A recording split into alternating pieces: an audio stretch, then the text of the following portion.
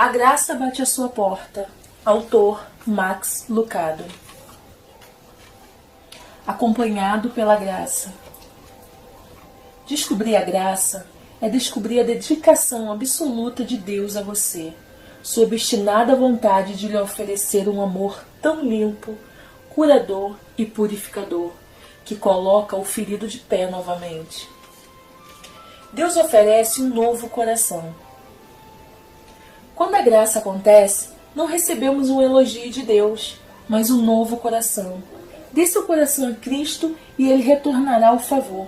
Darei a vocês um coração novo e porei um espírito novo em vocês. Ezequiel 36, versículo 26. Você poderia chamar de transplante espiritual de coração. Tara Storch entende esse milagre tanto quanto qualquer outra pessoa. Na primavera de 2010, um acidente de esqui tirou a vida de sua filha de 13 anos, Taylor. O que se seguia para Tara e o marido, Todd, foi o pior pesadelo para qualquer pai. Um funeral, um enterro, uma enxurrada de perguntas e lágrimas. Decidiram doar os órgãos da filha. Poucas pessoas precisavam de um coração, mais do que Patricia Winter. O coração dela começou a falhar 5 anos antes, deixando-a muito fraca para fazer algo mais além de dormir. O coração de Taylor deu a Patricia um novo começo de vida. Tara tinha apenas uma exigência. Ela queria ouvir o coração da filha. Todd e ela voaram de Dallas a Phoenix e foram até a casa de Patricia para ouvir o coração de Taylor. As duas mães se abraçaram por um longo tempo. Então, Patricia ofereceu a Tara e a Todd um estetoscópio. Quando eles ouviram um ritmo saudável, que coração eles ouviram? Eles não ouviram o coração da própria filha ainda pulsante? Habitavam em um corpo diferente, mas o coração era o coração da filha deles. E quando Deus ouve o seu coração, Ele não ouve o coração do próprio filho, ainda pulsante? O cristão é uma pessoa em que Cristo está acontecendo.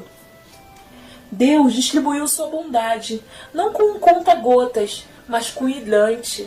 Seu coração é um copo descartável e a graça de Deus um mar Mediterrâneo. Você simplesmente não consegue contê-la por inteiro. Tu, Senhor, és Deus compassivo e misericordioso, muito paciente, rico em amor e em fidelidade. Salmos 86, versículo 15.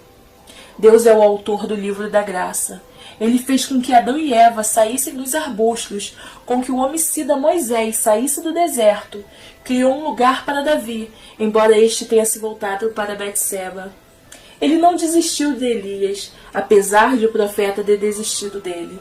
Imerecido, inesperado, graça. Antes que saibamos das nossas necessidades. O banco me enviou um aviso de saldo devedor na conta corrente de uma das minhas filhas. Eu incentivei as meninas a cuidarem das suas contas desde os tempos da faculdade. Mesmo assim, às vezes elas gastam demais. O que eu deveria ter feito? Deixar o banco assimilar o prejuízo? Eles não fariam isso. Enviar um bilhete furioso para ela? Uma adversidade poderia ajudá-la mais tarde, mas não iria satisfazer o banco. Telefonar e lhe pedir para fazer um depósito? Sim, tanto quanto podia pedir para um peixe voar. Eu sabia da liquidez dela, 0. Transferir dinheiro da minha conta para ela? Parecia ser a melhor opção. Afinal, eu tinha $25,37. Podia ter coberto a conta dela e pagado a taxa de saldo devedor também. Além disso, aquele era o meu papel, não ter ideias. Se você estiver no vermelho, não me chame. Minha filha pode fazer algo que você não pode fazer. Ela pode me chamar de pai. E desde que ela me chama de pai, fiz o que os pais fazem. Cobri o erro da minha filha.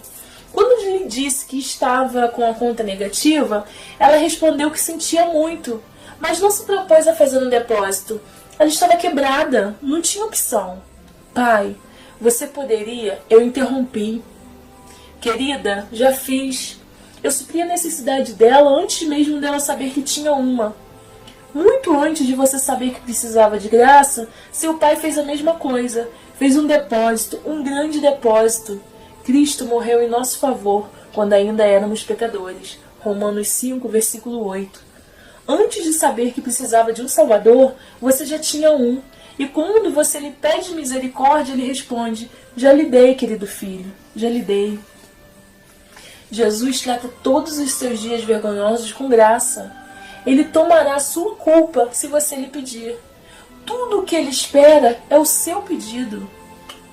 Tomamos os corações maculados nas mãos e os oferecemos a Deus, como faríamos com uma flor esmagada sem perfume. Você pode dar vida a isso? E ele dá. Vocês sabem que não foi por meio de coisas perecíveis, como prata ou ouro, que vocês foram redimidos da sua maneira vazia de viver, que lhes foi transmitida por seus antepassados, mas pelo precioso sangue de Cristo, como de um cordeiro sem mancha e sem defeito. 1 Pedro, capítulo 1, versículo 18 ao 19. Graça antes do café da manhã. Os pensamentos de Pedro são interrompidos por um grito que vem da praia. Vocês pegaram algum peixe? Pedro e João erguem os olhos, provavelmente era um aldeão. Não! Eles gritam. João olha para Pedro, que prejuízo. Por isso lá vai a rede. Pedro enrola a corda no punho para esperar.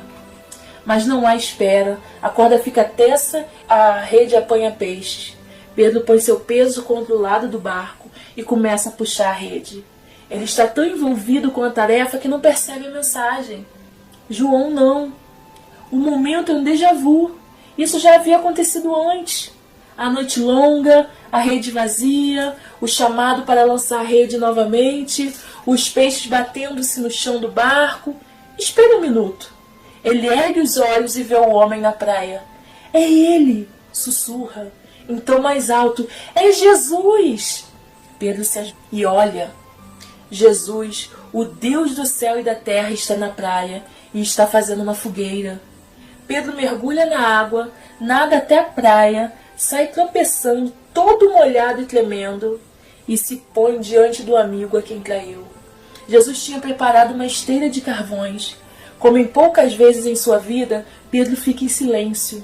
Que palavras seriam suficientes? O momento é santo demais para dizer alguma coisa. Deus está oferecendo um café da manhã ao amigo que o traiu. E Pedro, mais uma vez, está encontrando graça na Galileia. O que dizer de um momento como esse? O que você diz em uma hora como essa? São só você e Deus. Ambos sabem o que você fez e nenhum dos dois se orgulha disso. O que você faz? Você poderia pensar em fazer o que Pedro fez, ficar na presença de Deus, ficar sob seu olhar, ficar e esperar. Às vezes é tudo que uma alma pode fazer, muito arrependidos para falar, mas esperançosos demais para partir. Nós apenas ficamos maravilhados. Ele voltou. Ele o convida para tentar novamente, dessa vez com ele. Somos presunçosos, não quando nos maravilhamos da graça de Deus, mas quando a rejeitamos. Deus oferece segundas chances, como uma cozinha pública oferece comida a todos que o pedem. A pessoa que não põe a sua esperança nas coisas que faz, mas simplesmente crê em Deus, é a fé dessa pessoa que faz com que ela seja aceita por Deus. O Deus que trata o culpado como se ele fosse inocente. A salvação é o resultado da graça. Sem exceção, nenhum homem ou mulher jamais fez uma obra para aprimorar a obra realizada pela cruz. Nosso Pai Celestial concede a graça. Venha comigo até a sala de estar de Deus. Sente-se na cadeira que foi preparada para você e aqueça as mãos com um fogo que nunca se apaga. Pare diante da lareira e observe a pintura que se encontra acima dela. Seu pai estima muito esse retrato. Ele o pendurou onde todos possam vê-lo. O retrato capturou a cena meiga de um pai e um filho. No fundo da pintura, há uma grande casa no alto de uma colina. Sob os pés deles há um caminho estreito. Descendo da casa, o pai corre. Subindo a trilha, o filho anda com dificuldade. E os dois se encontram ali no portão. Não conseguimos ver o rosto do filho, que está enterrado no peito do pai. Não podemos ver seu rosto, mas podemos ver o manto esfarrapado e o cabelo desgrenhado. Podemos ver a lama em suas pernas, a sujeira em seus ombros e a bolsa vazia no chão. Uma vez, Essa bolsa esteve cheia de dinheiro. Antes esse rapaz esteve cheio de orgulho, mas isso foi uma dúzia de tavernas atrás. Agora, tanto a bolsa quanto o orgulho estão esgotados. O pródigo não oferece presentes nem explicações. Tudo o que oferece é o fedor de porcos e uma desculpa ensaiada. Pai, pequei contra o céu e contra ti. Não sou mais digno de ser chamado teu filho. Lucas capítulo 15, no versículo 21. Embora não possamos ver o rosto do filho, não podemos deixar de reparar no do pai. Veja as lágrimas brilhando nas bochechas encarquilhadas, o sorriso luminoso em meio à barba prateada. Um braço segura firme para que o rapaz não caia, e o outro o segura bem perto para que não duvide. Depressa! Grita o pai. Tragam a melhor roupa e vistam nele. Coloquem um anel em seu dedo e calçado em seus pés. Tragam um novilho gordo e matem-no. Vamos fazer uma festa e alegrar-nos, pois esse meu filho estava morto e voltou à vida. Estava perdido e foi achado. Lucas, capítulo 15, versículo 22 ao 24. Observe esse retrato e lembre-se do seu Deus. É certo chamá-lo de santo. Falamos a verdade quando o chamamos de rei. Mas se você quer tocar o coração dele, use o nome que ele ama ouvir. Chame-o de Pai.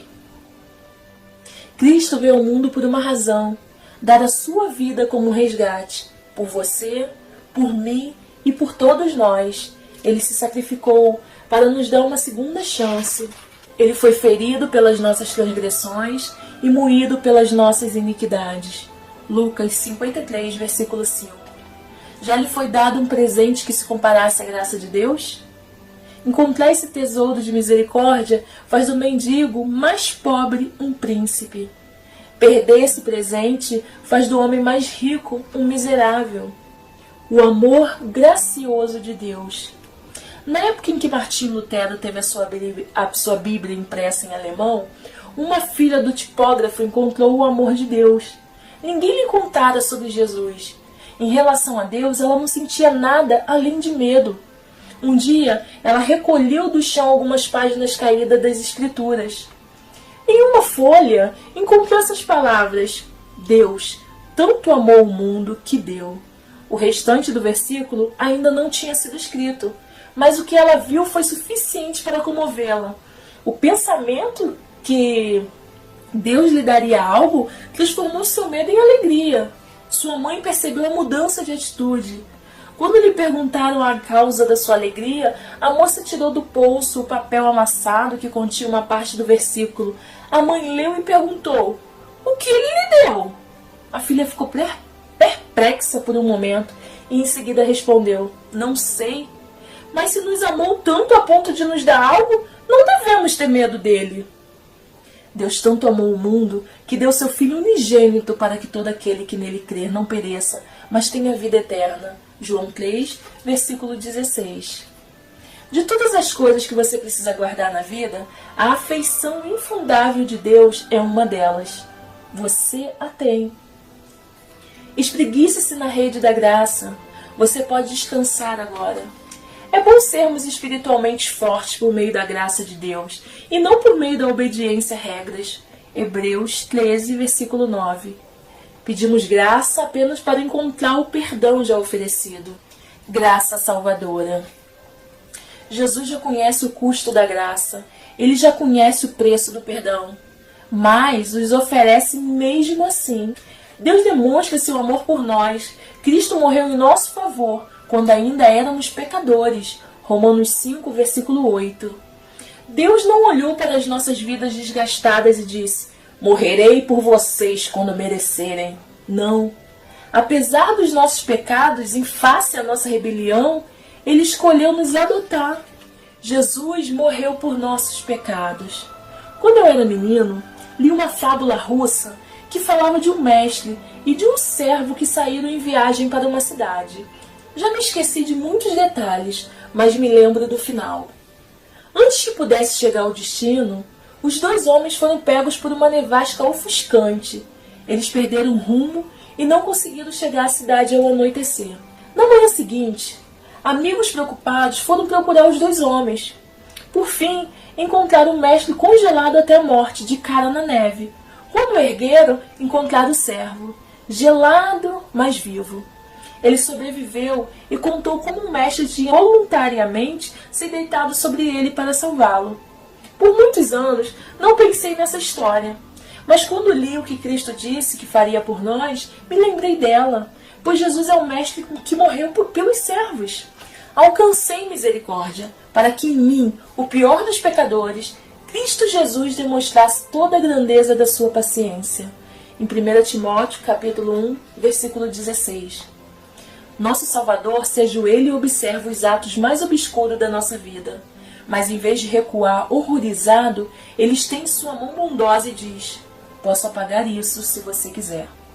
E na bacia da sua graça, ele enche a mão de misericórdia e lava os nossos pecados. Nossa fé não merece o amor de Deus, mais do que a nossa estupidez o põe em risco. A cruz era pesada, o sangue era real e o preço foi exagerado. Teria levado você ou eu à falência, então ele pagou por nós. Chame isso de simples, chame de presente, mas não chame de fácil. Chame pelo que é, chame de graça. Nossa pena está paga. De volta aos nossos dias na escola primária, meu irmão ganhou uma pistola de ar comprimido, no Natal. No mesmo instante, montamos uma estande de tiro ao alvo no quintal e passamos a tarde atirando contra ela. Cansando-se da facilidade com que acertava o círculo, meu irmão mandou-me buscar um espelho de mão. De costa para o alvo, pôs a arma sobre o ombro, localizou pelo espelho o pontinho preto no estande e fez a melhor imitação de um herói do faroeste. Mas errou o alvo. Também errou o depósito atrás do alvo e a cerca atrás do depósito. Não tínhamos a menor ideia de onde o chumbinho da pistola havia parado. No entanto, nosso vizinho do outro lado da viela soube. Ele logo apareceu na cerca do quintal dos fundos, perguntando quem havia atirado e quem iria pagar pela porta de correr de vidro. Nesse instante, fingi não conhecer meu irmão, mudei meu último nome e aleguei ser uma visita do Canadá. Que viera para passar férias ali. Mas meu pai foi mais nobre do que eu. Ouvindo barulho, ele apareceu no quintal, acabando de acordar de sua soneca do dia de Natal e conversou com o vizinho. Entre suas palavras estavam as seguintes: sim, são meus filhos. Sim, vou pagar pelo erro deles. Cristo diz o mesmo a seu respeito. Ele sabe que você erra o alvo. Ele sabe que você não pode pagar por seus erros, mas ele pode. Deus o ofereceu como sacrifício para propiciação mediante a fé. Romanos 3, versículo 25. Ser salvo pela graça é ser salvo por Jesus.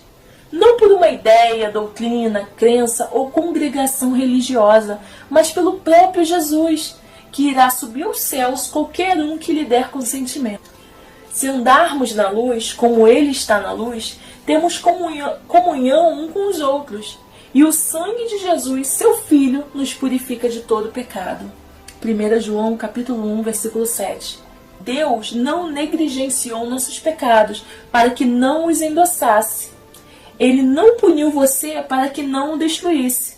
Em vez disso, encontrou uma maneira de punir o pecado e preservar o pecador. Jesus recebeu a punição que era sua, e Deus deu a você o crédito pela perfeição de seu Filho. Um pecador salvo pela graça. John tinha trabalhado no mar desde os 11 anos. O pai dele, um capitão inglês a serviço no Mediterrâneo, levava-o a bordo e o treinava para ingressar na Marinha Britânica. Ainda que John ganhasse em experiência, perdia em disciplina. Ele zombava da autoridade, andava com pessoas erradas, afundava nos modos pecaminosos de um marinheiro. Embora o treinamento tinha qualificado para servir como oficial, seu comportamento fez com que fosse castigado e rebaixado. Por volta de 20 anos, John foi para a África, onde se interessou pelo lucrativo comércio escravo. Aos 31 anos, ganhava vida no Green Road, um navio negreiro que cruzava o Oceano Atlântico. John ridicularizava a moral e zombava dos religiosos. Até fazia piada a respeito de um livro que, no fim, iria ajudá-lo a reformular sua vida. A imitação de Cristo. Na verdade, ele estava depreciando esse livro algumas horas antes de seu navio ser atingido por uma tempestade violenta. Naquela noite, as ondas golpearam Greenwood, girando o navio por 1 minuto no topo de uma onda, arremessando-o em seguida em um vale alagado. John acordou e viu sua cabine cheia de água. Um lado do Greenwood estava avariado. Normalmente, um dano assim teria levado um navio ao fundo do mar em questão de minutos.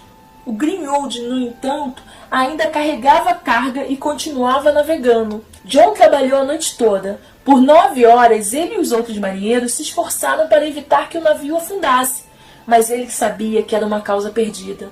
Por fim, quando suas esperanças estavam mais avariadas do que o casco do barco, John se atirou no deck, tomado pela água salgada, e implorou: "Se nada disso adiantar, então, Senhor, tenha misericórdia de todos nós." John não merecia misericórdia, mas a recebeu. O Greenwood e a tripulação sobreviveram. John nunca se esqueceu da misericórdia de Deus mostrada naquele dia tempestuoso do Atlântico em fúria. Ele voltou para a Inglaterra, onde se tornou um pregador poderoso e um compositor prolífico. Você canta as músicas que ele compôs, como essa: "Maravilhosa graça, quão doce é o som que salvou um miserável como eu." Esse mercador de escravos que se tornou compositor de músicas era John Newton. Nos últimos anos de sua vida, alguém lhe perguntou sobre a sua saúde. Ele confessou que suas forças estavam definhando. "Minha memória quase já se foi", respondeu, "mas me lembro de 2 coisas. Sou um grande pecador e Jesus um grande Salvador." A salvação é o negócio de Deus. A graça é ideia, obra e custo dele. Tentativas de autossalvação não garantem nada além de exaustão. Vocês são salvos pela graça, por meio da fé, e isso não vem de vocês, é dom de Deus, não por obra para que ninguém se glorie. Efésios, capítulo 2, versículo 8 e 9. Você acha que Deus o amaria mais se você fizesse mais certo? Acha que se você fosse melhor, o amor dele seria mais profundo? Certo? Errado. Perdoado pela graça. Nos primeiros dias da Guerra Civil Americana, um soldado dos Estados do Norte foi preso sob acusação de deserção, incapaz de provar sua inocência. Ele foi condenado e sentenciado à morte dos desertores. O recurso de apelação chegou à mesa de Abraham Lincoln. O presidente se apiedou-se dele e assinou sua absolvição. O soldado voltou ao serviço, lutou a guerra toda e foi morto na última batalha. No bolso de seu uniforme estava a carta assinada pelo presidente. Perto do coração do soldado estavam as palavras de perdão de seu líder. Ele encontrara coragem na graça. Fico imaginando quantos outros milhares encontraram coragem na simbólica cruz de seu Rei Celestial. A graça é toda Jesus. A graça existe porque Ele existe, opera porque Ele opera, e é importante porque Ele é importante. Você não consegue ser bom o bastante para merecer perdão. É por isso que precisamos de um Salvador. Confiando na graça de Deus. Você precisa confiar na graça de Deus. Siga o exemplo dos mineiros chilenos. Presos debaixo de 600 metros de rocha sólida, os 33 homens estavam desesperados. O colapso de um túnel principal selara a saída e os empurrara para o modo de sobrevivência. Comiam 2 colheres de atum, uma porção de pêssegos e tomavam um gole de leite a cada 2 dias. Por 2 meses oravam para que alguém os salvasse.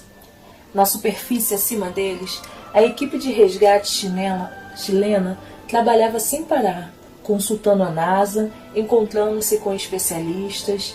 Eles criaram uma cápsula de 4 metros de altura e perfuraram primeiro um buraco de comunicação, depois um túnel de escavação. Não havia garantia de sucesso.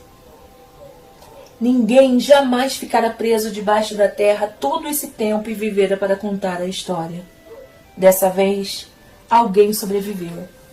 Em 13 de outubro de 2010, os homens começaram a subir, cumprimentando-se e entoando cânticos de vitória. Um que era bisavô, um de 44 anos que estava planejando um casamento, depois um de 19 anos.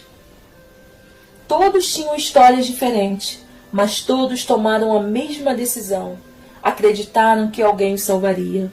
Nenhum deles respondeu à oferta de resgate com uma declaração de independência. Eu consigo sair daqui sozinho. Apenas dê-me uma nova broca. Eles olharam para a sepultura de pedra tempo suficiente para chegar a uma opinião unânime. Precisamos de ajuda. Precisamos de alguém que penetre nesse mundo e nos tire daqui. E quando a cápsula de resgate chegou, eles subiram. Por que é tão difícil para nós fazermos o mesmo? Achamos mais fácil acreditar no milagre da ressurreição do que no milagre da graça. Temos tanto medo de fracassar que criamos a imagem da perfeição, com medo de que o céu esteja mais desapontado conosco do que nós mesmos estamos. O resultado? A pessoa mais exausta da terra. As tentativas de autossalvação não levam a nada, a não ser a exaustão. Corremos e nos apressamos, tentando agradar a Deus, colecionando medalhas de mérito e pontos extras, e franzindo a testa a qualquer um que questione nossas conquistas. Chamam-nos de a Igreja dos Rostos de Cães de Caça e Ombros Caídos. Pare com isso. De uma vez por todas, chega desse frenesi. É bom sermos espiritualmente fortes por meio da graça de Deus, e não por meio da obediência a regras. Hebreus 13, versículo 9. Jesus não diz, venha a mim todos os que são perfeitos e sem pecados. Totalmente o oposto. Venham a mim todos os que estão cansados e sobrecarregados, e eu lhes darei descanso. Mateus 11, versículo 28. Se não aceitar o perdão de Deus, você estará condenado a ter medo. É possível enfraquecer o medo, mas não extingui-lo. Apenas a graça de Deus tem esse poder. Jesus nos ama demais para nos deixar em dúvida sobre a sua graça. Ele não guarda uma lista com nossos erros. Deixe a graça superar seus recordes impetitivos, suas críticas e sua consciência pesada. Veja a si mesmo pelo que você é, um projeto de remodelagem pessoal de Deus. Não tudo em si mesmo, mas uma peça em suas mãos. Mudado pela graça. Deus opera o milagre da salvação. Ele nos mergulha em misericórdia. Ele costura as nossas almas retalhadas. A graça de Deus nos muda, nos molda e nos conduz a uma vida modificada para sempre. Deus, que é rico em misericórdia, pelo grande amor com que nos amou, deu-nos vida juntamente com Cristo, quando ainda estávamos mortos em transgressões. Pela graça, vocês são salvos. Efésios 2, versos 4 e 5. Deus transforma corações. Há alguns anos, fui submetido a um procedimento cardíaco. Meus batimentos tinham a regularidade de um operador de telégrafo, enviando um código Mor. Rápido, rápido, rápido, lento. Depois de várias tentativas fracassadas de restaurar um ritmo saudável, com medicamentos, meu médico decidiu que precisaria de uma abração por catéter. O plano foi assim. Um cardiologista inseriria 2 cabos no meu coração através de uma veia. Um era a câmera, o outro uma ferramenta de abração. Abracionar é queimar. Sim, queimar, cauterizar, chamuscar. Se tudo acontecesse conforme o previsto, o médico, de acordo com as palavras dele, destruiria as partes que se comportam mal do meu coração. Enquanto eu era levado de uma máquina para o centro cirúrgico, ele perguntou se eu tinha alguma dúvida.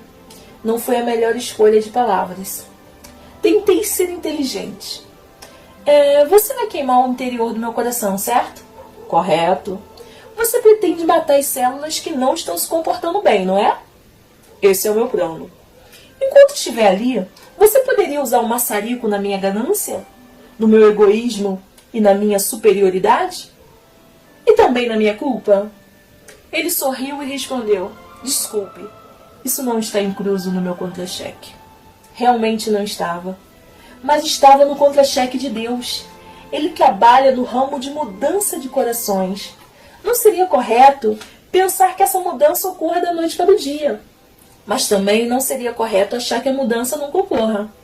Pode ser espasmodicamente. Um aqui, uma reviravolta ali, mas ela vem. Porque a graça de Deus se manifestou salvadora a todos os homens. Tito 2, versos 11. As comportas estão abertas e a água está saindo. Você nunca sabe quando a graça vai se infiltrar. Será que você poderia aproveitá-la? A graça é a melhor ideia de Deus. Em vez de pedir que mudemos, Ele cria mudança. Precisamos ser puros para Ele nos aceitar? Não. Ele nos aceita e nos purifica. Aproximemo-nos do trono da graça com toda a confiança, a fim de recebermos misericórdia e encontrarmos graça que nos ajude no momento da necessidade. Hebreus 4, versículo 16. Graça é a voz que nos invoca a mudar e depois nos dá o poder de conseguir mudar. Transformado pela graça. No clássico Os Miseráveis, Victor Hugo nos apresenta Jean Valjean. Jean Valjean surge primeiramente como um vagabundo, um prisioneiro de meia-idade, recém-libertado, vestindo calças gastas e um casaco surrado. 19 anos em uma prisão francesa deixaram-no rude e destemido. Caminhara por 4 dias no frio alpino do sudeste francês do século XIX. Somente para descobrir que nenhuma pensão o aceitaria, nenhuma taverna o alimentaria. Finalmente, bate à porta da casa de um bispo. O Monsenhor Myriel tem 75 anos. Como Valjean, também perdera muito. A Revolução levara todos os bens valiosos de sua família, exceto a prataria, uma concha de sopa e 2 castiçais. Valjean conta sua história, esperando que o religioso o mande embora, mas o bispo é gentil. Pede ao visitante que se sente perto do fogo.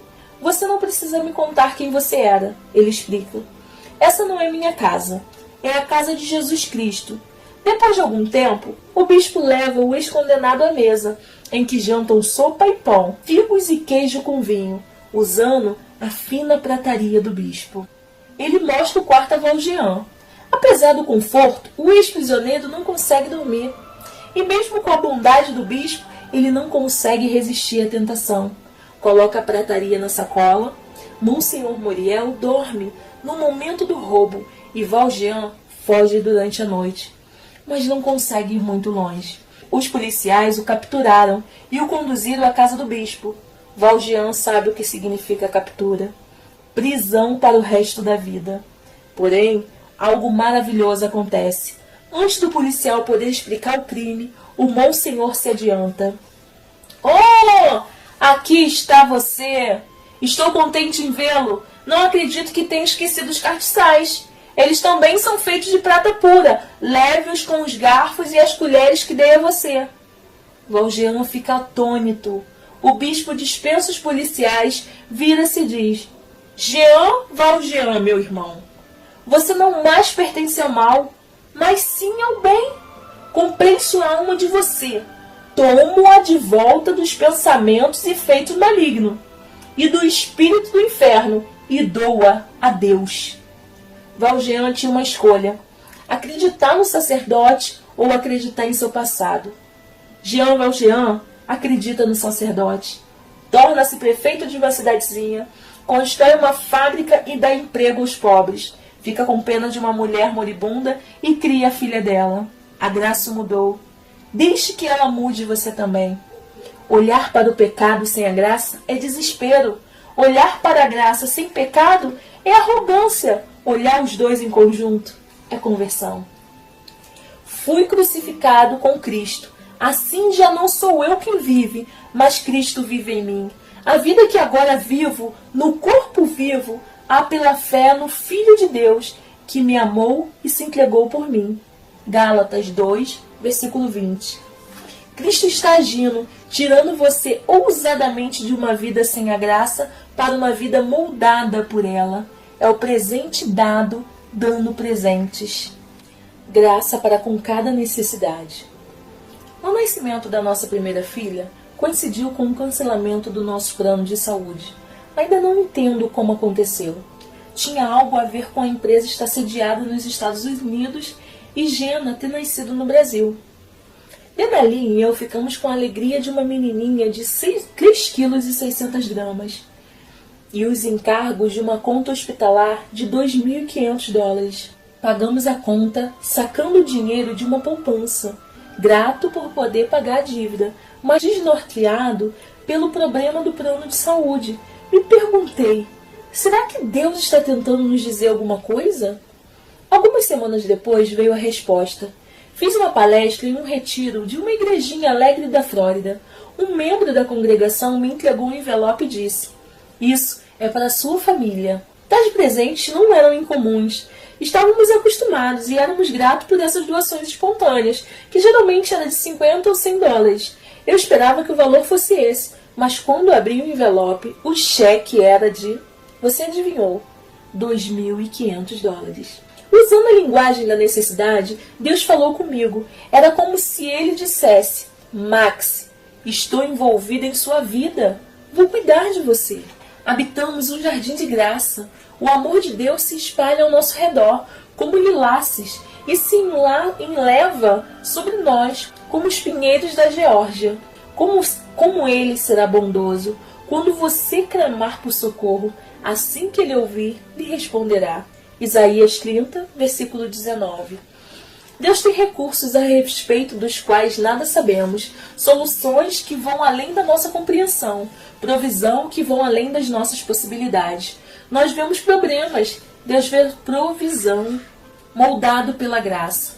Em uma noite de novembro de 2004, Vitória Rúfulo, uma nova-iorquina de 44 anos, estava dirigindo voltando para sua casa em Long Island. Tinha acabado de assistir ao recital da sobrinha e estava pronta para relaxar no sofá, na frente da lareira.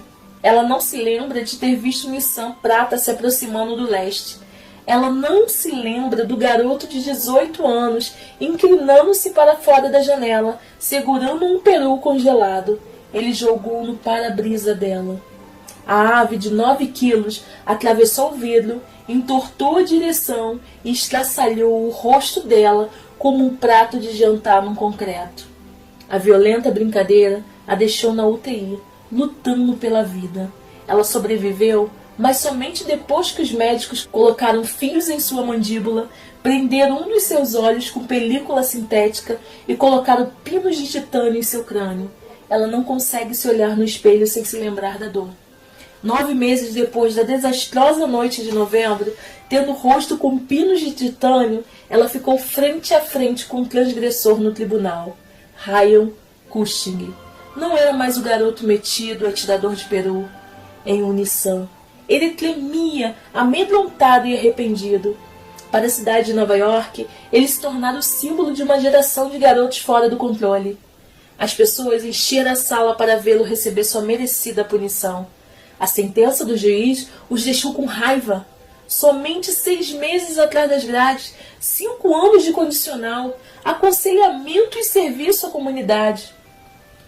A corte veio abaixo. Todos contestaram. Todos, exceto Vitória. A pena reduzida foi a ideia dela. O garoto caminhou até ela e ela o abraçou. À vista de todo o júri e da multidão, ela o abraçou com força. Alisou o cabelo dele, chorou, ele chorou, e ela falou: "Eu o perdoo. Quero que sua vida seja o melhor possível." Ela deixou que a graça moldasse sua resposta. "Deus me deu uma segunda chance na vida, e eu estou a passando adiante", diz ela sobre sua dádiva. "Se não tivesse deixado aquela raiva para trás, eu seria consumida por essa necessidade de vingança. Perdoá-lo me ajuda a seguir em frente." Este infortúnio levou à sua missão, ser voluntária no departamento de condicional da cidade. "Estou tentando ajudar os outros, mas sei que pelo resto da minha vida serei conhecida como a mulher do Peru." Poderia ter sido pior. Ele poderia ter me jogado um presunto. Eu seria a senhorita porca. Este é o dom que Deus nos dá. A graça que primeiro nos concede o poder de receber o amor e depois o poder de doá-lo. A graça dada concede graça. Pessoas perdoadas perdoam pessoas.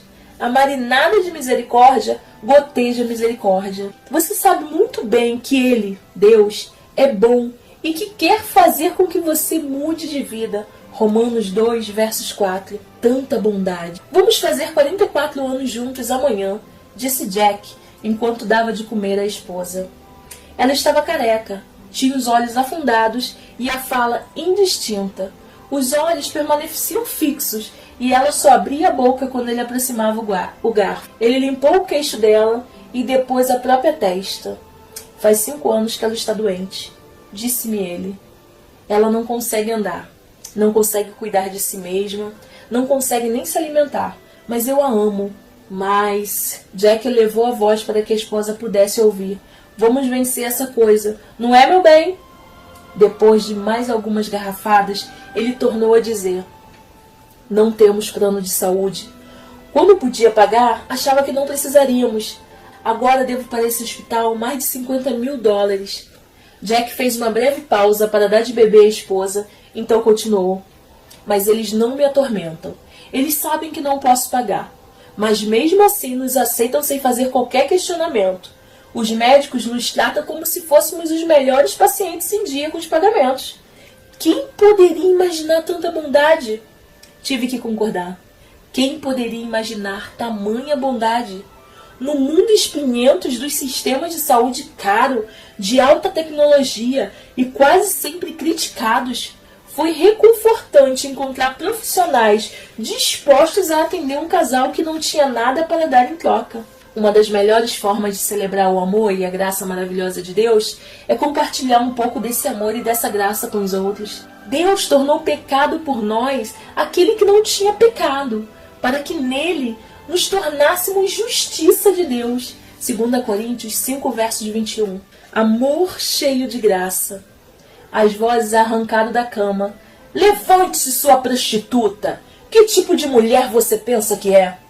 Os sacerdotes arrombaram a porta do quarto, abriram as cortinas e arrancaram as cobertas. Antes de sentir o calor do sol da manhã, ela sentiu a fúria do desprezo deles. Que vergonha! Ela mal teve tempo de cobrir o corpo antes de conduzirem-na pelas ruas estreitas. Os cães latiram, os galos fugiram, as mulheres saíam das janelas, as mães tiravam os filhos do caminho. E como se a invasão do quarto e a parada da vergonha fossem insuficientes, os homens empurraram-na para o meio de uma aula bíblica matinal. Ao amanhecer, Jesus apareceu novamente no templo, onde todo o povo se reuniu ao seu redor, e ele se assentou para ensiná-los. Os mestres da lei e os fariseus trouxeram-lhe uma mulher surpreendida em adultério. Fizeram-na ficar em pé diante de todos e disseram a Jesus: Mestre, esta mulher foi surpreendida em ato de adultério. Na lei, Moisés nos ordena apedrejar tais mulheres. E o senhor, que diz? João 8, versos 2 ao 5. Os estudantes, atônitos, em pé ao lado dela, devotos queixosos do outro, eles tinham suas próprias perguntas e convicções. A mulher vestia um penhoar sedutor e seu batom estava manchado. Esta mulher foi surpreendida em ato de adultério. Os acusadores dela gritaram: Na lei, Moisés nos ordena apedrejar tais mulheres. E o senhor, que diz? A mulher não tinha saída. Negar a acusação? Ela fora surpreendida. Implorar pelo perdão? De quem? De Deus? Os porta-vozes dele estavam apertando pedras e rosnando por entre os dentes. Ninguém falaria por ela, mas alguém seria condescendente com ela. Jesus inclinou-se e colocou a escrever no chão com o dedo, no verso 6. Esperaríamos que ele se erguesse, desse um passo à frente ou até mesmo subisse uma escada e falasse. Mas em vez disso, ele se inclinou. Ele desceu mais baixo do que qualquer outro, abaixo dos sacerdotes, do povo e até mesmo da mulher. Ele está propenso a se inclinar. Ele inclinou-se. Perante o pelourinho de Roma, inclinou-se para carregar a cruz. A graça é um Deus que se inclina. Aquele se inclinou para escrever na areia. O bando estava cada vez mais impaciente com o silêncio e a inclinação de Jesus. Visto que continuavam a interrogá-lo, ele se levantou, no verso 7. Ele se ergueu até os ombros ficarem retos e a cabeça elevada. Erguia-se em prol da mulher. colocou-se entre ela e a multidão que queria lixá-lo. Se algum de vocês estiver sem pecado, seja o primeiro a atirar a pedra nela. Inclinou-se novamente e continuou escrevendo no chão. Versos 7 e 8. Os acusadores se calaram. As pedras caíram no chão.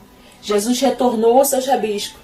Os que o ouviram foram saindo, um de cada vez, começando pelos mais velhos. Jesus ficou só com a mulher em pé diante dele. No verso 9. Jesus não havia terminado. Ele inclinou-se mais uma vez e perguntou à mulher: Mulher, onde estão eles? Ninguém a condenou? Ninguém, Senhor, disse ela. Declarou Jesus: Eu também não a condeno. Agora vá e abandone sua vida de pecado. João 8, versos 10, 11. Em minutos, o tribunal estava vazio. Jesus, a mulher, os seus acusadores, todos foram embora.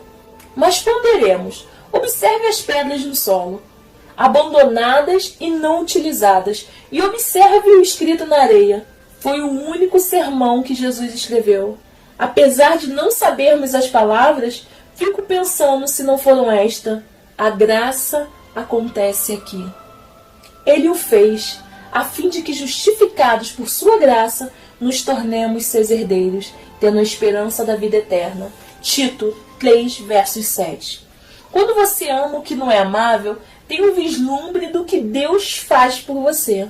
Quando mantém a luz da varanda acesa para o filho pródigo, quando faz o que é direito mesmo que tenham feito errado, quando ama o fraco e o doente, você faz o que Deus faz em cada momento. Capacitado pela graça.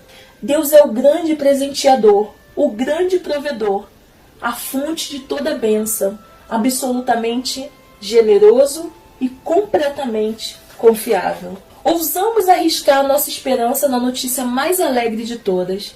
Se Deus permite o desafio, Ele providenciará a graça para enfrentá-lo. Aquele que não poupou o seu próprio filho, mas o entregou por todos nós, como não nos dará juntamente com Ele e de graça todas as coisas? Romanos 8, verso 32. Você é a obra-prima de Deus. Deus vê em você uma obra-prima prestes a surgir. Ele fará com você o que o Vicky Muniz fez com os catadores de lixo de Gramacho. Jardim Gramacho é o maior aterro sanitário no mundo, o Godzilla dos depósitos de lixo. O que o Rio de Janeiro descarta, Gramacho junta. E o que Gramacho junta, os catadores recolhem. Aproximadamente 3.000 catadores vivem do lixo, recuperando diariamente 200 toneladas de sucatas recicláveis. Eles trilham comboios intermináveis de caminhões, escalando montanhas de lixo e deslizando pelo outro lado, esbarrando nas sucatas durante o trajeto. Garrafas plásticas, tubos, fios e papel são separados e vendidos aos compradores, que ficam à beira do depósito de lixo. No outro lado da bacia, a estátua do Cristo Redentor abre seus braços em direção à Zona Sul, com seus apartamentos de frente para o mar, no valor de $1 milhão. Os turistas concentram-se ali. Ninguém vai até Gramacho. Ninguém, exceto Vicky Muniz. Esse artista, nascido no Brasil, convenceu 5 trabalhadores do lixo a posar para quadros individuais. Suelen, 18 anos, mãe de 2 filhos, trabalha no lixão desde os 7 anos. Isis é uma viciada em álcool e drogas, em recuperação. Zumbi lê todos os livros que encontra no lixo. Irma cozinha produtos descartados em uma grande panela sobre uma fogueira e vende. Tião organizou os catadores em uma associação. Muniz tirou fotos de seu rosto, depois ampliou as imagens do tamanho de uma quadra de basquete. Ele e os 5 catadores contornaram os traços faciais com lixo. Tampas de garrafas viraram sobrancelhas, caixas de papelão viraram as linhas do queixo, tiras de borrachas viraram sombreado. As imagens foram surgindo do lixo. Muniz subiu uma plataforma de 10 metros de altura e tirou novas fotos. O resultado? A segunda exposição de arte mais popular da história do Brasil, sendo superada somente pelos trabalhos de Picasso. Muniz doou os lucros à Associação dos Catadores de Lixo. Você pode dizer que ele tratou Gramacho com graça. A graça faz isso. Deus faz isso. Graça é Deus caminhar em seu mundo com um brilho nos olhos e uma oferta a que é difícil de resistir. Sente-se em silêncio por um momento. Posso fazer maravilhas com essa sua bagunça. Acredite nessa promessa. Confie. Agarre com força toda essa esperança. A graça removeu o odor do pródigo e expulsou o ódio de Paulo e prometeu fazer o mesmo conosco. A graça vai atrás de você. Ela reconduz você da insegurança à segurança de Deus, do crivado pelo pesar ao melhor por causa dela, do medo de morrer ao ponto para voar. Sou eu mesmo, aquele que apaga as suas transgressões por amor de mim e que não se lembra mais de seus pecados. Isaías 43, versículo 25. Um oásis de graça. A cruz de Cristo cria um novo povo, um povo livre de cor, de pele ou de rixas entre família. Um novo conjunto de cidadãos com base não na ancestralidade, nem na geografia em comum, mas em um Salvador em comum. Meu amigo Buckner Fanning experimentou isso pessoalmente. Ele era fuzileiro naval durante a Segunda Guerra Mundial e esteve na base de Nagasaki 3 semanas após o lançamento da bomba atômica. Você consegue imaginar um jovem soldado americano no meio dos escombros e das ruínas da cidade destruída? Vítimas queimadas pela radiação vagando pelas ruas, precipitação radioativa inundando a cidade, corpos queimados em um caixão preto, sobrevivente vasculhando as ruas em busca de família, de comida, de esperança. O soldado vitorioso não sentiu o triunfo, mas dor pelo sofrimento à sua volta. Em vez de raiva e vingança, Buckner descobriu um oásis de graça. Enquanto patrulhava as ruas estreitas, encontrou uma placa com palavras conhecidas: Igreja Metodista. Ele observou o local e resolveu voltar na manhã do domingo seguinte. Quando voltou, entrou em um prédio parcialmente desmoronado, janelas despedaçadas, paredes semi-destruídas. O jovem Marine caminhou sobre os escombros sem saber como seria recebido. Mais ou menos 15 japoneses estavam arrumando as cadeiras e removendo o entulho. Quando o americano uniformizado entrou, todos pararam e se viraram. Ele só sabia uma palavra em japonês. Ele a ouviu: irmão. Eles me acolheram como um amigo, relata Buckner. A força do momento ainda ressoa mais de 60 anos depois dos acontecimentos. Ofereceram-lhe um assento. Ele abriu a Bíblia e, sem entender o sermão, sentou e observou. Durante a comunhão, os fiéis lhe trouxeram o pão e o vinho. Nesse instante de silêncio, a inimizade entre seus países e a dor da guerra foram postas de lado, enquanto um cristão servia ao outro o corpo e o sangue de Cristo. Através de Cristo, herdamos misericórdia em abundância, o suficiente para cobrir uma vida inteira de erros. Temer a exaustiva graça de Deus? É mais fácil uma sardinha engolir todo o Atlântico. Pela sua graça, e sem exigir nada, Deus aceita todos por meio de Cristo Jesus, que os salva. Deus ofereceu Cristo como sacrifício para que, pela sua morte na cruz, Cristo se tornasse o meio de as pessoas receberem o perdão de seus pecados pela fé nele. Romanos 3, versos 24 ao 25.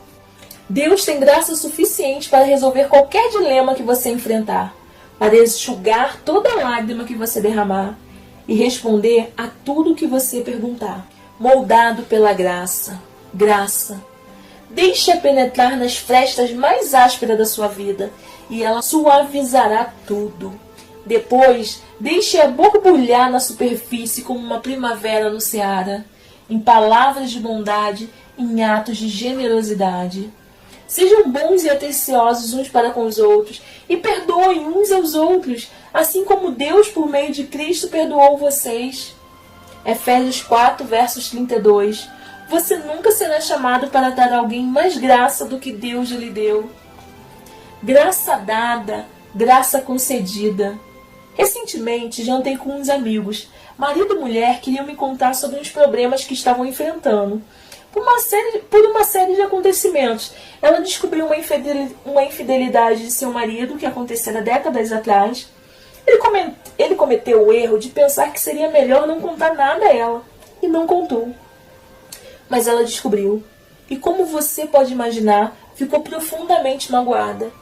Seguindo a recomendação de um conselheiro, o casal largou tudo e viajou por alguns dias. Uma decisão precisava ser tomada. Fugiriam do assunto? Brigariam ou se perdoariam? Assim eles oraram. Conversaram, passearam, refletiram. Nesse caso, a mulher estava claramente no seu direito. Ela poderia ir embora. Mulheres já fizeram isso por muito menos. Ou ela podia ficar e infernizar a vida dele. Outras mulheres fariam isso. Mas ela escolheu uma resposta diferente. Na 10ª noite da viagem, meu amigo encontrou um cartão em seu travesseiro. Nele estava impresso o seguinte: prefiro não fazer nada com você, a fazer algo sem você. Abaixo ela escrevera: eu perdoo você, eu amo você, vamos seguir em frente. A graça não é cega. Ela vê perfeitamente a ferida, mas prefere ver mais ainda o perdão de Deus. Cresçam na graça e no conhecimento de nosso Senhor e Salvador Jesus Cristo. 2 Pedro, capítulo 3, versículo 18. Minha graça é suficiente para você, pois o meu poder se aperfeiçoa na fraqueza. 2 Coríntios 12, versos 9. Você tem o Espírito de Deus dentro de você. Hostes celestiais acima de você. Jesus Cristo intercedendo por você. Você tem graça suficiente de Deus para sustentá-lo. Deus usa pessoas como eu e você. Deus muda o mundo com gente como você. Basta perguntar para as 22 pessoas que viajaram para Londres em uma manhã de outubro de 2009 para agradecer a Nicholas Winton. Elas poderiam ter passado por um grupo de idosos de algum asilo fazendo turismo. Todos tinham 70 ou 80 anos, muito com cabelos grisalhos e passos mais atrapalhados do que lépidos. Mas não era uma viagem de turismo, era uma jornada de agradecimento. Vieram para agradecer o homem que salvou a vida deles, um centenário recurvado que os recebeu em uma plataforma de trem, assim como fizera em 1939. Na época, ele tinha 29 anos e era corretor na Bolsa de Valores. As tropas de Hitler devastaram a Tchecoslováquia, separando as famílias judias e encaminhando os pais para os campos de concentração. Ninguém estava cuidando das crianças. Wilton tomou conhecimento desse problema e resolveu ajudá-las. Aproveitou as férias e viajou para Praga, onde encontrou pais que, por incrível que pareça, estavam dispostos a confiar o futuro dos filhos a seus cuidados. Após retornar à Inglaterra, Wilton trabalhou em seu emprego na bolsa durante o dia e intercedeu pelas crianças à noite. Ele convenceu a Grã-Bretanha a permitir a entrada delas, encontrou lares para adoção e angariou fundos. Depois, programou o primeiro transporte para 14 de março de 1939 e realizou outros 7 no decorrer dos 5 meses seguintes. O último comboio chegou em 2 de agosto, perfazendo o total de 669 crianças resgatadas. Em 1º de setembro, aconteceu o maior transporte de todos, mas Hitler invadiu a Polônia e a Alemanha fechou suas fronteiras para a Europa. Nenhuma das 250 crianças daquele trem jamais foram vistas novamente. Passada a guerra, Wilton não contou a ninguém sobre seus esforços de resgate, nem a própria mulher. Em 1988, ela encontrou um álbum no sótão com fotos de todas as crianças e uma lista completa de nomes. O incentivou a contar a história. Quando ele contou, as crianças resgatadas voltaram para agradecer. O grupo resgatado incluiu um diretor de cinema, um jornalista canadense, um correspondente de notícia, um ex-ministro do gabinete britânico, um executivo do ramo de revistas e um dos fundadores da Força Aérea de Israel. São umas 7.000 pessoas, entre filhos, netos e bisnetos, que devem sua existência à bravura de Wilton. Ele usa o anel que lhe foi dado por alguma das crianças que salvou. Tem um verso do Talmud, o livro da lei judaica, que diz: salve uma vida, salve o mundo. Você conhece a graça de Deus? Então pode amar corajosamente e viver vigorosamente. Nada fomenta a coragem como uma compreensão clara da graça. Conceda graça mais uma vez. Seja generoso mais uma vez. Cada um exerça o dom que recebeu para servir os outros, administrando fielmente a graça de Deus em suas múltiplas formas.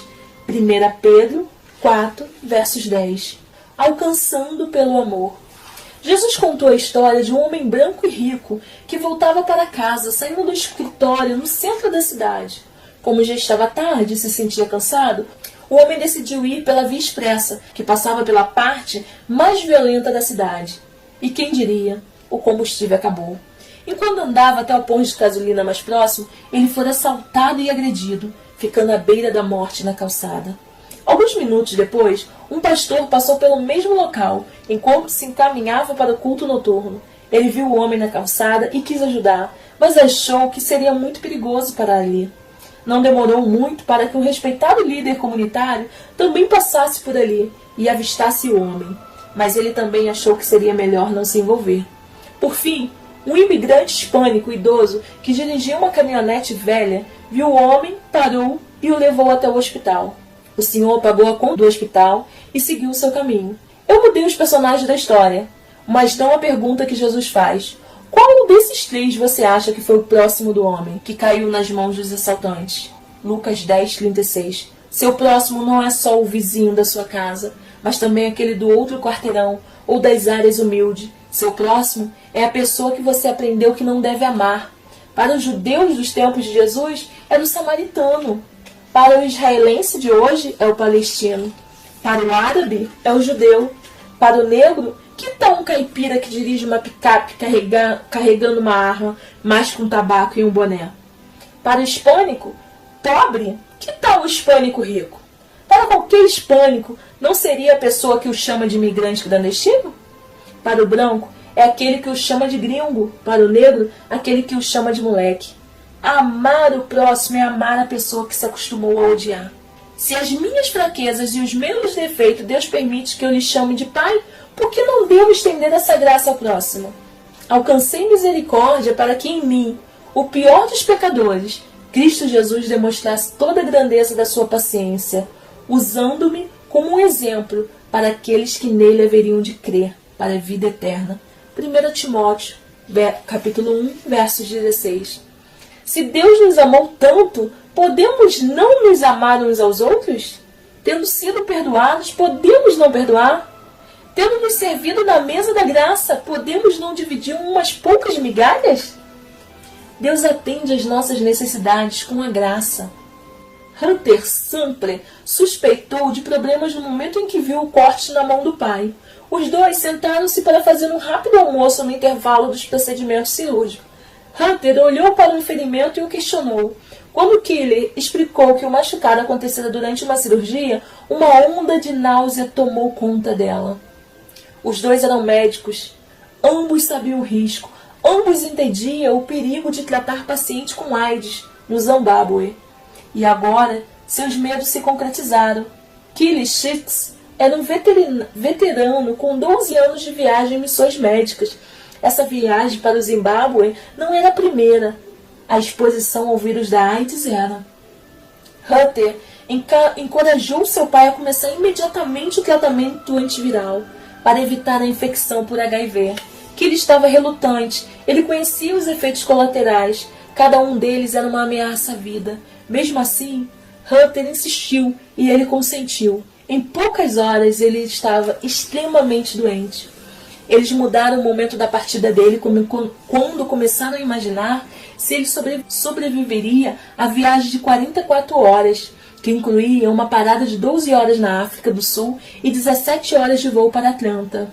Killian embarcou em um avião transoceânico com uma febre de 40 graus. Ele tremia de frio. Nesse momento, ele estava tendo dificuldade para respirar e não conseguia se sentar. Incoerente. Olhos amarelados, fígado aumentado e dolorido. Os dois médicos reconheceram o sintoma de insuficiência hepática aguda. Hunter sentiu todo o peso da vida do pai sobre seus ombros. Hunter explicou a situação aos pilotos e convenceu-os de que a melhor esperança para o pai era fazer o voo para os Estados Unidos o mais rápido possível. com apenas um estetoscópio e um frasco de epinefrina. Ela sentou-se ao lado dele e ficou imaginando como colocaria o corpo dele no corredor para fazer uma massagem cardíaca caso o coração dele parasse. Vários minutos de voo e Kelly adormeceu. Hunter moveu-se sobre ele e chegou ao banheiro a tempo de vomitar a água que acabara de beber. Ela curvou-se no chão em posição fetal, chorou e orou. Preciso de ajuda. Hunter não se lembra por quanto tempo orou, mas foi o bastante para que um passageiro preocupado batesse à porta. Ela abriu e pôde ver 4 homens parados na copa. Um deles perguntou se ela estava bem. Hunter assegurou-se que estava bem e disse a ele que era médica. O rosto dele iluminou-se quando explicou que ele e os amigos também eram médicos, assim como os outros 96 passageiros, disse ele. 100 médicos do México estavam no voo. Hunter explicou a situação e pediu seu auxílio e suas orações. Eles deram as 2 coisas. Alertaram um colega que era médico especialista em doenças infecciosas. Juntos, eles avaliaram a condição de Kelly e concordaram que não havia mais nada a ser feito. Ofereceram-se para ficar com ele para que ela pudesse descansar. Hunter foi descansar. Quando acordou, Kelly estava em pé e conversando com um dos médicos. Embora sua doença ainda fosse caso de UTI, ele estava muito mais forte. Hunter começou a reconhecer a mão de Deus em ação. Eles colocaram exatamente no avião certo, com as pessoas certas. Deus satisfizera as necessidades deles com graça. Você é um troféu da bondade de Deus, um participante de sua missão. Não perfeito por um recurso qualquer, porém mais perfeito da perfeição do que nunca. Constantemente mais forte, gradualmente melhor. Isso acontece quando a graça acontece. A dinâmica de conceder graça é a chave para entendê-la, pois é quando perdoamos os outros que começamos a sentir o que Deus sente. Veja o seu inimigo como um filho de Deus e a vingança como algo que cabe a Deus. Como podemos nós, receptores de graça, fazer mais do que isso?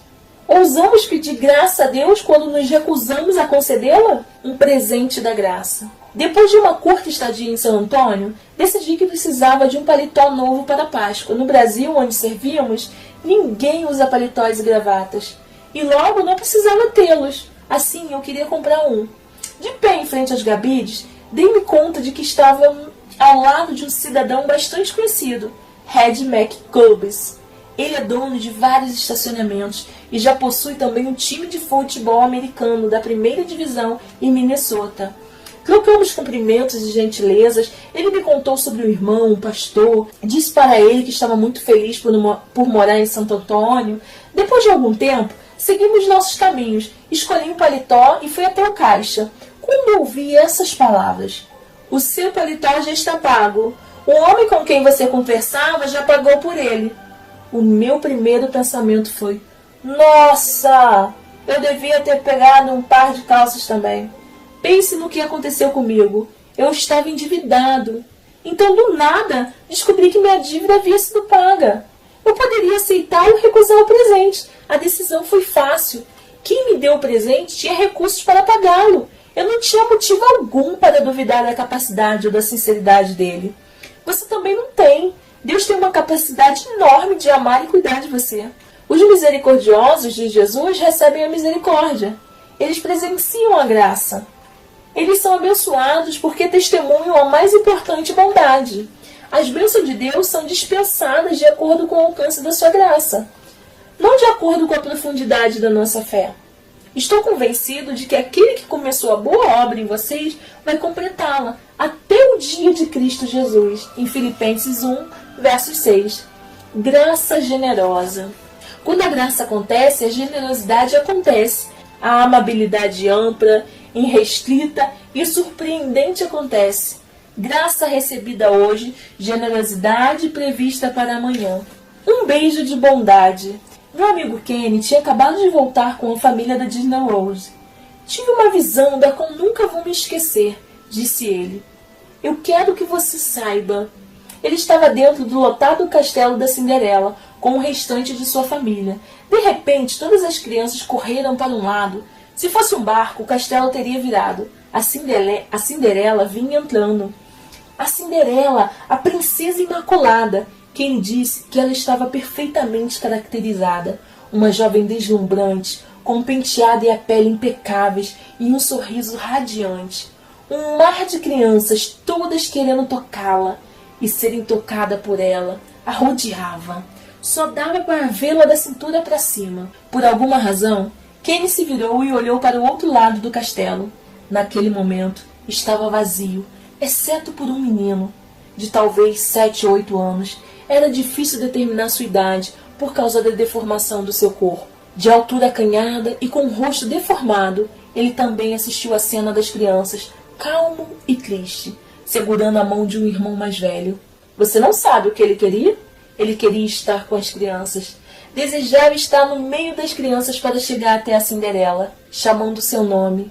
Mas ele tinha medo, o medo de mais uma rejeição, medo de ser ridicularizado outra vez, escarnecido outra vez.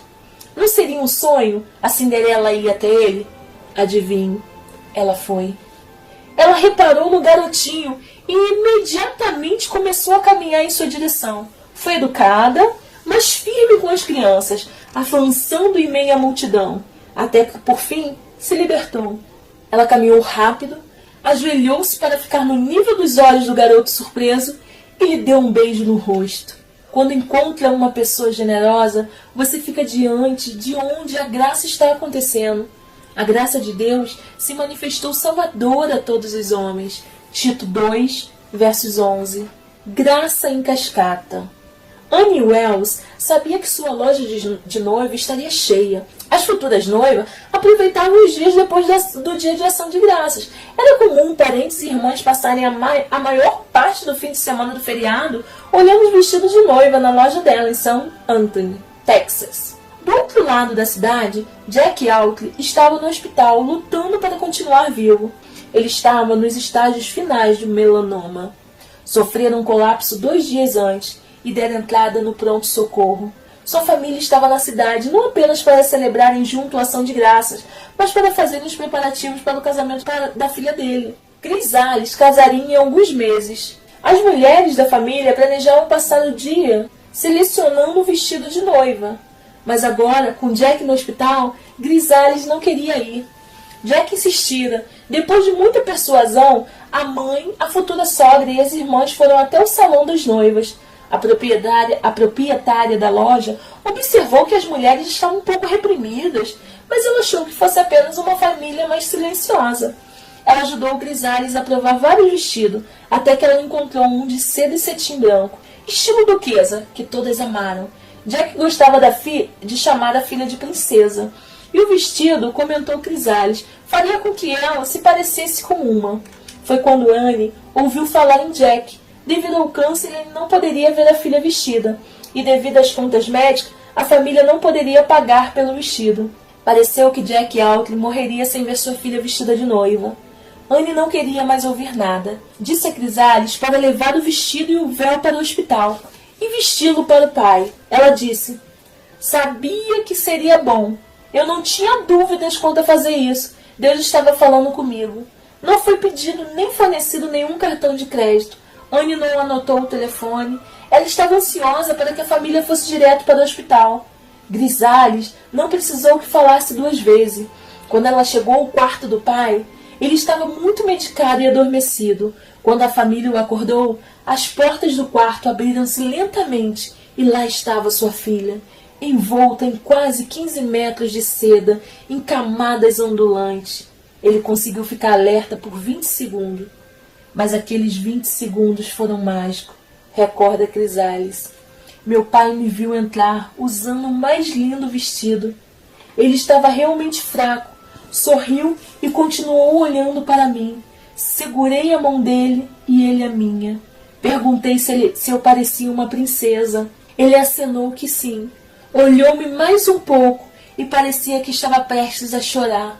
E então voltou a dormir. 3 dias depois ele morreu. A generosidade de Annie criou um momento de graça em cascata. Deus para Annie, Annie para Chrysalis, Chrysalis para Jack. Não é assim que funciona? Jesus foi um modelo feito por Deus de um ser humano. Sempre honesto em meio à hipocrisia, implacavelmente bondoso em um mundo cruel. O amor do Senhor Deus não se acaba, e a sua bondade não tem fim. Esse amor e essa bondade são novos todas as manhãs. Lamentações 3, versos 22 e 23. Graça dada a todos. Alguns anos atrás, um repórter que cobria o conflito em Sarajevo viu uma garotinha ser baleada por um franco-atirador. A parte de trás da cabeça dela tinha saído despedaçada pela bala. O repórter atirou longe o bloco e o lápis e deixou de ser repórter por alguns minutos. Ele correu até o homem que estava segurando a criança, os ajudou a entrar em seu carro. Conforme o repórter pisou no acelerador correndo para o hospital, o homem que segurava a criança ensanguentada disse: "Depressa, meu amigo! Minha criança ainda está viva!" Após 1 ou 2 minutos, ele implorou: "Depressa, meu amigo! Minha criança ainda está respirando!" No minuto seguinte: "Depressa, meu amigo! Minha criança ainda está quente!" Por fim: "Depressa! Ai, meu Deus! Minha criança está ficando fria!" Ao chegarem ao hospital, a garotinha estava morta. Quando os dois foram ao banheiro para lavar o sangue de suas mãos e roupas, o homem virou para o repórter e disse: "Essa é uma tarefa terrível para mim. Contar ao pai que sua filha está morta. Ele vai ficar inconsolável." O repórter parou estupefato, olhou para aquele homem angustiado e disse: "Pensei que ela era sua filha." O homem o encarou e respondeu: "Não, mas não são todos nossos filhos?" De fato, os que sofrem pertencem a todos nós, e se todos nós respondermos, haverá esperança. Como podemos nós, que somos tão amados, não fazer o mesmo pelos outros? Essa graça nos ensina a abandonarmos a descrença e as paixões mundanas, e a vivermos nesse mundo uma vida prudente, correta, dedicada a Deus. Tito 2, versos 12. Por Deus ter nos perdoado, nós perdoamos os outros.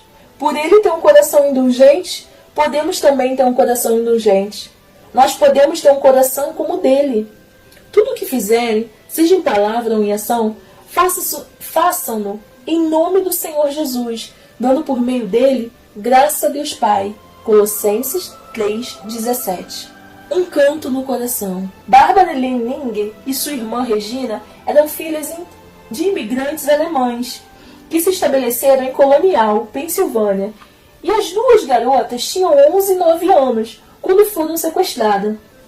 Em um dia de outono, em 1755, as irmãs estavam na cabana na fazenda com o irmão e o pai, quando 2 índios guerreiros abriram a porta com força. O pai ofereceu comida e tabaco aos índios. Disse às garotas que pegassem um balde de água, que os homens deveriam estar com sede. Enquanto as garotas se apressaram pela porta, ele falava com elas em alemão, dizendo que não voltassem até que os índios tivessem ido embora. Elas correram até o riacho mais próximo. Os índios encontraram as garotas escondidas e as levaram com eles. Os dias se transformaram em semanas, enquanto os índios levavam os prisioneiros para o oeste. Bárbara fazia o máximo para ficar perto de sua irmã Regina, para encorajá-la. Ela lembrava a Regina da canção que a mãe ensinara. Sozinha, mas não só, embora na solidão tão sombria, sinto meu Salvador sempre junto a mim. Em um determinado ponto, entretanto, os índios se dissiparam, separando as irmãs. As 2 garotas foram levadas em direções opostas. A jornada de Bárbara continuou por várias semanas, cada vez mais floresta adentro. Ela perdeu completamente o contato com a família e com os colonizadores que conhecia. 3 anos depois, Bárbara escapou. Ela correu pela floresta por 11 dias, chegando finalmente em segurança em Fort Pinto. Ninguém tinha notícia de Regina. Bárbara pensava na irmã diariamente, mas a sua esperança só se concretizou 6 anos depois, quando recebeu a notícia de que 206 prisioneiros foram resgatados e levados a Fort Carlisle. Estaria Regina entre eles? Bárbara e a mãe foram até lá para descobrir. A aparência dos refugiados as deixou espantadas. A maioria deles passaram anos isolados nas vilas, separados dos colonizadores. Estavam magros e confusos, e tão pálidos que se confundiam com a neve. Bárbara e a mãe caminharam para cima e para baixo, chamando Regina, buscando rostos e falando alemão. Ninguém olhava ou respondia. A mãe e a filha viraram-se com lágrimas nos olhos e disseram ao coronel que Regina não estava entre os resgatados. O coronel insistiu para que se certificasse. Ele pediu que identificassem sinais como cicatrizes ou marcas de nascença. Não havia nenhuma. Perguntou sobre objetos de família como colares ou pulseira. A mãe balançou a cabeça negativamente. Regina não estava usando nenhuma joia.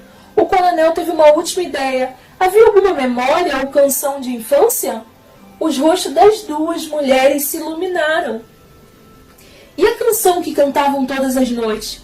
Bárbara e a mãe imediatamente viraram-se e começaram a cantar lentamente pelas fileiras. Enquanto caminhava, cantava, sozinha, mas não só. Por um longo tempo ninguém respondeu. Então, de repente, Bárbara ouviu um choro alto. Uma garota alta, magra, veio correndo da multidão em direção à mãe. Abraçou-a e começou a cantar o verso. Regina não reconhecera a mãe ou a irmã. Esquecera como falar inglês ou alemão, mas lembrava-se da canção que fora colocada no coração dela quando garotinha. Deus coloca uma canção nos corações de seus filhos também. Uma canção de esperança e vida. Pôs um novo cântico na minha boca. Salmos 40, versos 3. Deste-me vida e foste-me bondoso para comigo, e na tua providência cuidaste do meu espírito. Jó 10, versos 12. A misericórdia de Cristo precedeu os nossos erros. A nossa misericórdia precisa preceder aos erros dos outros. Deus é poderoso para tornar abundante em nós toda graça, a fim de que, tendo sempre, em tudo, toda suficiência, superabundez em toda boa obra. 2 Coríntios 9, versos 8. A graça salvadora nos salva dos nossos pecados. A graça sustentadora nos supre em nossa precisão e nos guarnece de coragem, sabedoria e força. A graça restauradora de Deus. Ela estava sangrando havia 12 anos. Quando chegou até Jesus, já não tinha mais nada. Os médicos tomaram cada centavo seu. O diagnóstico dilacerara todas as suas esperanças e a hemorragia tirara dela cada gota de energia ainda existente. Ela não tinha mais dinheiro, amigos e opção. Segurando no fim da linha com uma das mãos e como uma asa e uma prece no coração. E a mulher abriu caminho no meio da multidão. Quando a mão tocou a veste de Jesus, aconteceu uma transfusão. Ele deixou algo sair e ela deixou algo entrar. Jesus não se perturbava por a mulher só ter ido até ele como um último recurso. Para ele só importava ela ter vindo. Ele sabe que para algumas pessoas é preciso uma dose cavalar de realidade para que o bom senso seja atingido, de modo que ele não fica contando o tempo. Aqueles que chegam tropeçando, já na última hora recebem o mesmo que aqueles que acordam com o raiar do dia. É isso que faz a graça ser justamente graciosa. Deus não nos dá o que merecemos. Ele já inundou o mundo com graça. Para quem Deus oferece o dom da graça? Para o mais brilhante? Para o mais belo? Ou para o mais charmoso? Não. O dom de Deus é para todos. Mendigos e banqueiros, contadores e clérigos, juízes e fiscais, para todos os filhos de Deus. De todas as obras maravilhosas de Deus, a graça, em minha opinião, é a grande obra. Fim.